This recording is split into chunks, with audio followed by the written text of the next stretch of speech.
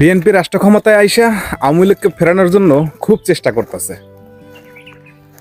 এই একই রকম ভুল জিয়াউর রহমানও করছিল, যার মাসুল দিতে হয়েছে তাকে দুনিয়া ছাইরা যাইয়া।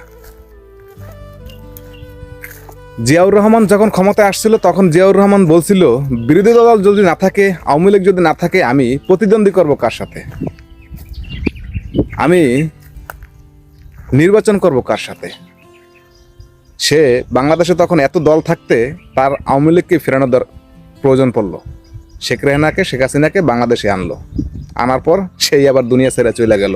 তা বুঝতে পারেন কি হয়েছে মাঝখানে। ঠিক একই রকমের ভুল এই তারেক রহমানও করতেছে।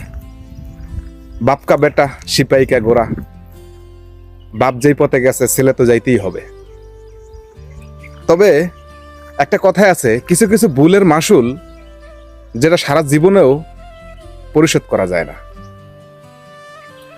আওয়ামী লীগ এই বাংলাদেশে যখন ফিরে আসবে তখন এই বিএনপিকেই আবার উৎখাত করব। এই বিএনপিরে তখন এখন তো দেশ ছাড়া করছিল, গত 17 বছরে দেশ ছাড়া করছিল, কিন্তু এই এখন যদি আবার আওয়ামী লীগ ফিরে আসে তাহলে ওদেরকে পুরো পৃথিবী ছাড়া করে দেব। আওয়ামী লীগ এমন একটা দল। জিয়াউর রহমান যেই পথে হাইটা নিজের জীবন পর্যন্ত দেওয়া লাগছে, জিয়াউর রহমানের ছেলে তারেক রহমানও ঠিক সেই পথেই হাঁটতেছে। যারা বোঝার, যারা জ্ঞানী মানুষ, তারা কথাগুলো ঠিকই বুঝতে পারবে।